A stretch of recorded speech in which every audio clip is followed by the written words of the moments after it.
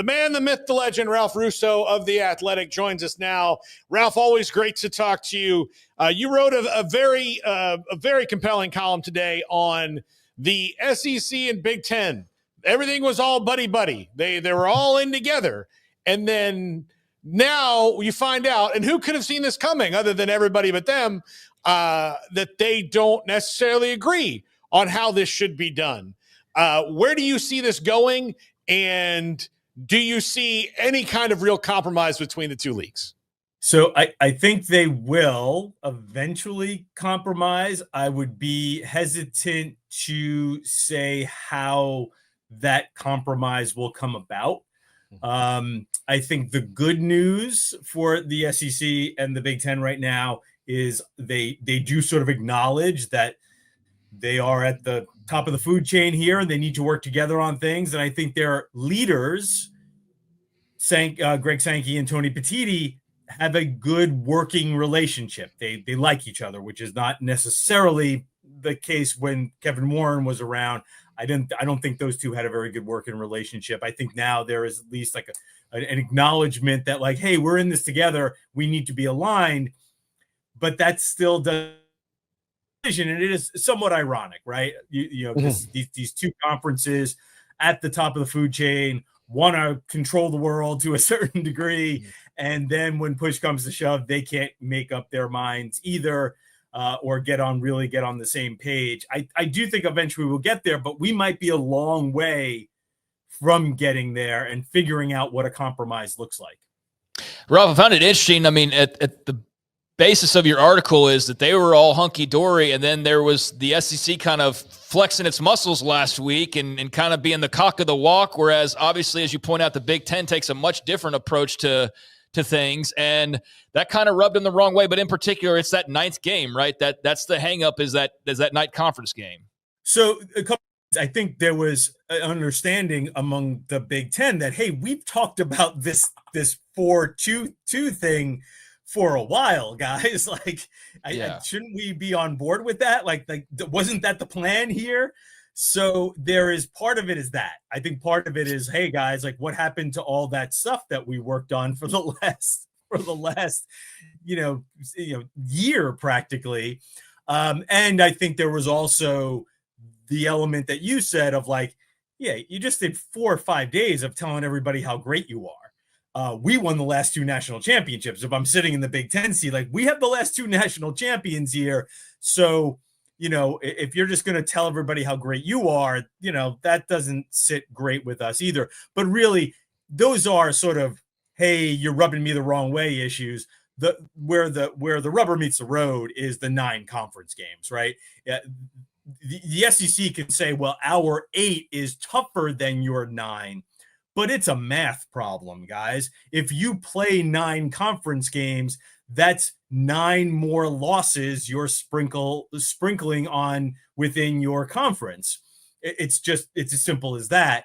And the Big Ten is sensitive to that because they've been playing 9 for a while. Some things have happened to them in the selection process over the years that hasn't really gone their way.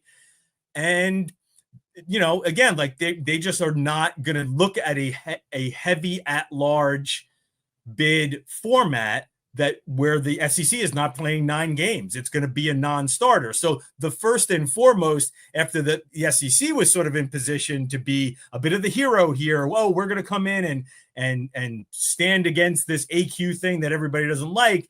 The Big Ten has the ability to flip it back to the SEC and say, okay, you don't want that. You don't want that model. You want to do a bunch of AQs? Go play 9 games. Like step up, play 9 games like some of us do. Ralph, do you think that the Big Ten can get on board for a 5-11 after that? In a game of inches, every advantage matters. Grip socks aren't just an accessory. They're a performance tool. With advanced grip technology and arch support, you can change direction faster, accelerate quicker, and stay in control. It's not just about the sock. It's about the edge it gives you. Grab Luxletic grip socks from the TikTok shop. Try them now and wonder how you ever managed without it. Lux Sports Socks. luxsports.co. So I think they might have to. Okay. because at a certain point, if you're at loggerheads if there's an impasse between them and the SEC, you end up going back to just sticking at 12. Like that seems to be what I'm hearing is, hey, if we can't do something different, then let's just keep it the way it is. But that's really might be a little bit of cutting off your nose to spite your face, right? I mean, like 16 would be better. 16 fixes some of the problems simply by making a bigger field in terms of getting more teams in there. I think the problem with the Big Ten and where the tension point might be here between Big Ten and SEC, because really, guys, we know where the ACC and the Big 12 stands, but ultimately this is a decision that's going to be made by the Big Ten and the SEC. I think where the tension could lie is, I think the SEC looks at the selection process and the selection committee and thinks maybe we can fix that. Maybe we can create metrics, less subjectivity, and that's our entry point for getting the format and the selection process back to where we think it will better serve us. And I wonder, I feel like in the Big Ten, there is more skepticism about the selection process with the idea that I don't know if this can be fixed, which is essentially why they built this model that's so reliant on conference standings and what you do, more in a more traditional path to getting to the postseason when compared to pro sports.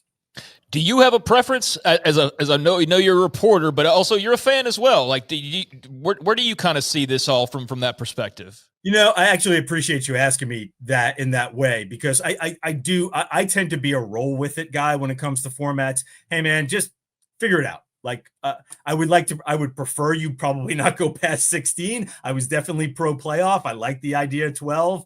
I think once you get past 16, it becomes all right. That seems like a lot, but I'm not naive to know that at some point in my lifetime, hopefully, if all goes well, I will probably see a playoff bigger than 16 teams. But I don't get too bogged down in the formats. I think where I am not quite so hung up on this. We're fixing it in an AQ system. We're rigging the system, because I do see, as you guys, I heard a little bit of your conversation, and I agree with part of, I think, where you were going. Like the Big 12 and the ACC guaranteeing themselves 2 spots with the ability to maybe sneak in another one. I understand that the optics of that isn't great, and it's a problem. It's a legit problem, the optics there. But I could also see, like, yeah, that makes some sense to me. And I do like to see some of the subjectivity out of the process. The reason why I lean more 5'11" and more at larges for now, as much as I don't love the subjectivity, is I really fear that AQ model devalues the non-conference games to the point where both sides says, oh, we're going to play them. We're going to play these tough non-conference games.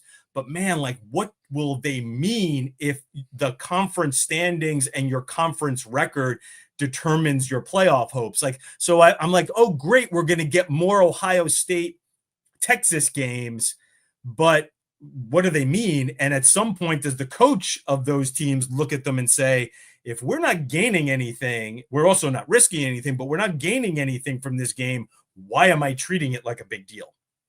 So to the Big 12, I mean, this is a risk, right? I mean, Brett Yormark, and I know Jim Phillips in the ACC as well, but they have the 2, and they're saying we're basically going to just go out and earn it, right? So, I mean, this is a gamble, but it's also, I think, at the heart of it for people who are like, you're giving it up. It's the perception as much as anything, for right or wrong.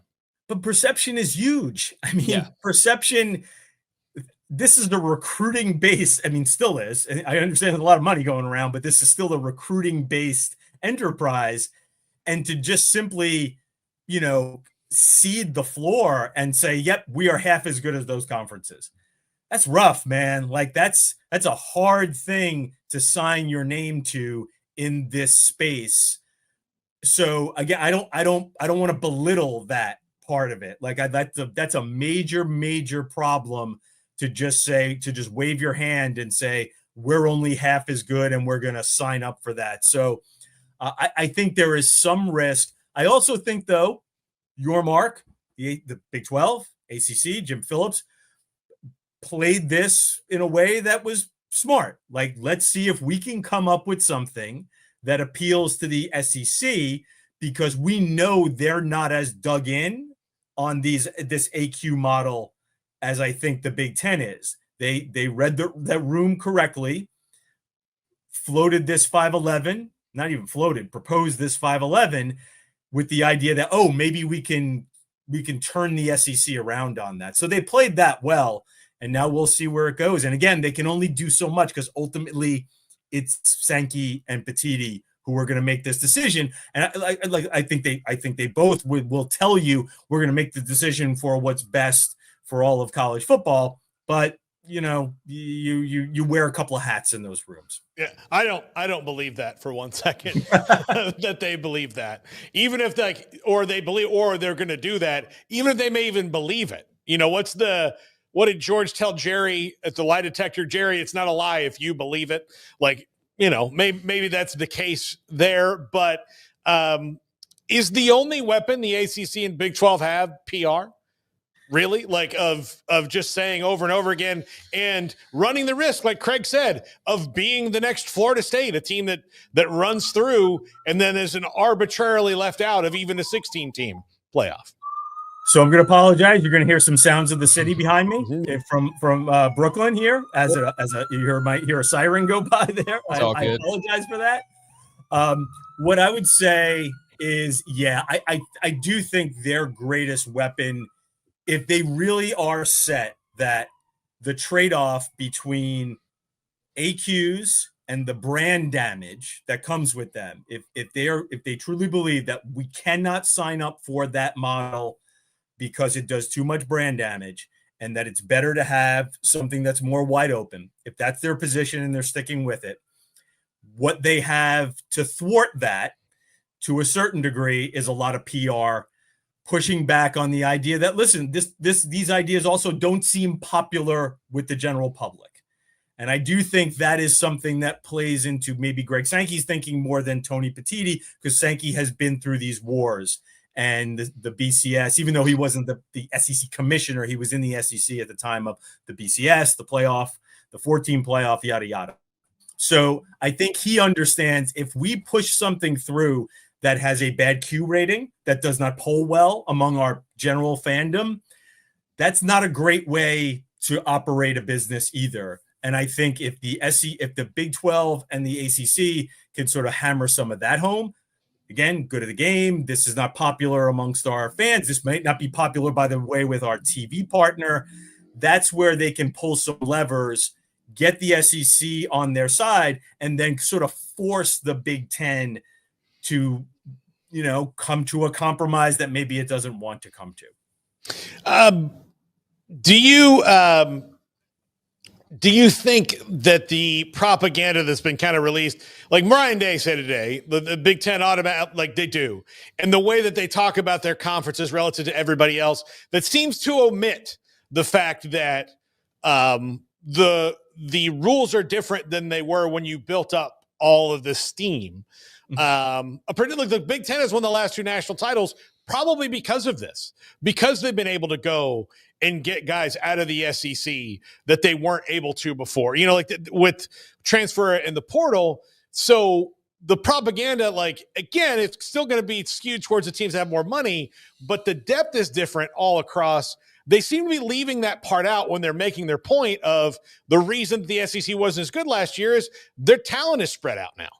So there is a good argument to be made that we are using data set of, you know, let's go back to 1998 for the BCS or 2014 for the playoff, right? In other words, the data set that we're using to sort of judge how teams got in, what programs got in, that should be used to project forward is not relevant because the systems of college football are not as relevant and they're not the same, right? We are literally moving into a new era.